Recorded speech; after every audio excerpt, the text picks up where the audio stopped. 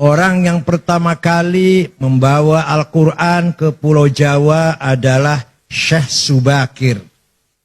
Syekh Ahmad Subakir membawa Al-Quran diperkenalkan kepada Ratu Sima, Raja Kalingga di Jepara. Walaupun si ratu ini tidak masuk Islam secara eksplisit, tapi memahami kandungan Islam, yaitu Islam atau Al-Quran mengajarkan keadilan, seadil-adilnya.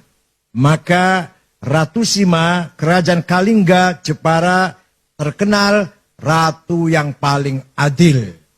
Dan masyarakatnya dipersilahkan, diberi kebebasan memeluk agama Islam. Syekh Subakir mempunyai tugas apa? Merantai, apa? Mengkerangkeng apa? Mengikat makhluk-makhluk jahat yang ada di Jawa. Semua diikat dengan rantai, dibuang ke Laut Selatan. Kecuali dua makhluk yang tidak mengganggu Islam. Gak mau dibuang ke Laut Selatan, yaitu Sang Hyang Semar dan Sang Hyang Togog. Dalam Nusantara bisa cerita begini, Beb. Karena beliau makhluk sangat bagus, walaupun tidak masuk Islam, tapi tidak memusuhi agama Islam. Ulama kedua yang bawa agama Islam terkenal adalah Syekh Riasiddin An-Nisaburi, yang terkenal dengan Mbah Wasil. Beliau membawa kitab Al-Asrar, kitab rahasia. Diajarkan kepada Raja Jayakatwang, Joyoboyo, Raja Kediri Doho Kediri. Maka terkenal dengan ramalan Joyoboyo, itu sebenarnya terjemahan dari Kitabul Asrar, kitab rahasia-rahasia. Yang dibawa oleh Mbah Wasil, kuburannya di belakang Masjid Setono Gedong, Kota Kediri. Kalau Syekh Subakir ada yang bilang kuburannya di Gunung Magelang, Gunung apa? Tidar. Ada yang bilang di mana-mana. Yang benar, yang prosentasenya paling benar di Goa, di Sulawesi Selatan. Mbah Subakir wafat di situ.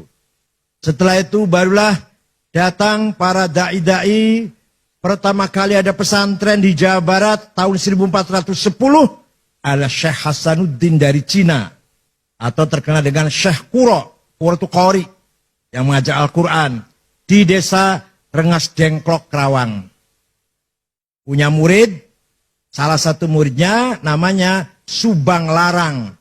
Anaknya Ki Gede Tapa, kepala bandar pelabuhan Cirebon.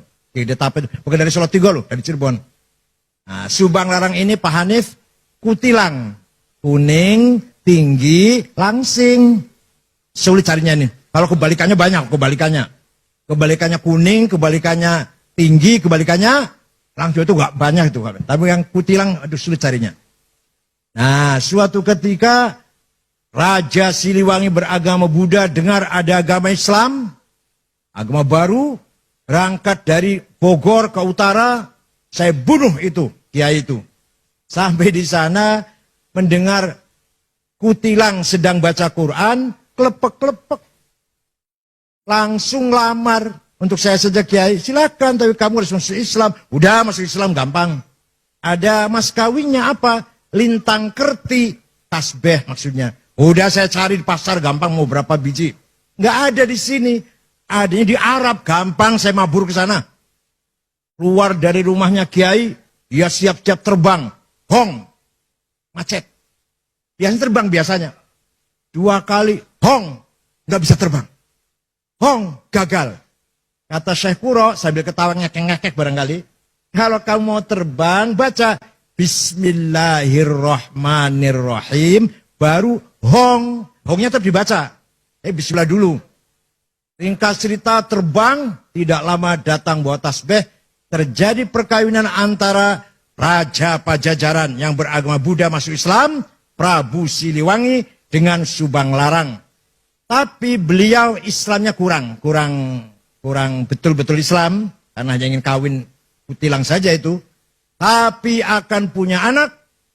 Pertama namanya Syekh Rahmatullah atau Sunan Rahmat Suci, yang kuburannya di Gunung Godog, Garut. Yang kedua, Syekh Somadullah yang terkenal dengan Ki Kuwu Sangkan. Yang ketiga, perempuan namanya Rara Santang, dinikah oleh Habib namanya Said Abdullah Admat Khan.